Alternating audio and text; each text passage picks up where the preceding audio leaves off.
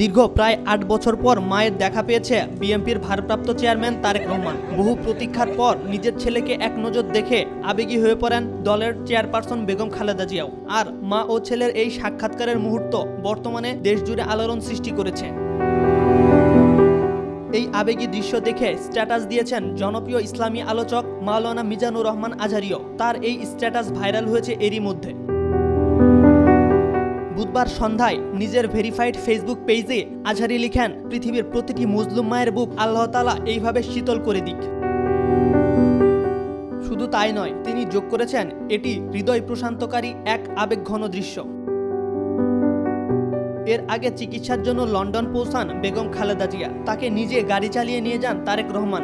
আর Heathrow বিমানবন্দরে স্বাগত জানাতে আসেন তারেক রহমান, জোবাইদুর রহমান সহ আরও অনেকে। দলের অনেক নেতাকর্মীও তাকে উষ্ণ অভ্যর্থনা জানান।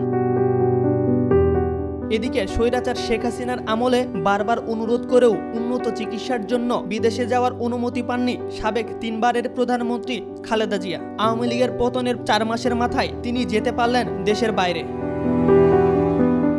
মঙ্গলবার রাতে দেশবাসীর কাছে দোয়া চেয়ে দেশ ছাড়েন বেগম খালেদা জিয়া। MR আকাশ, আজকাল।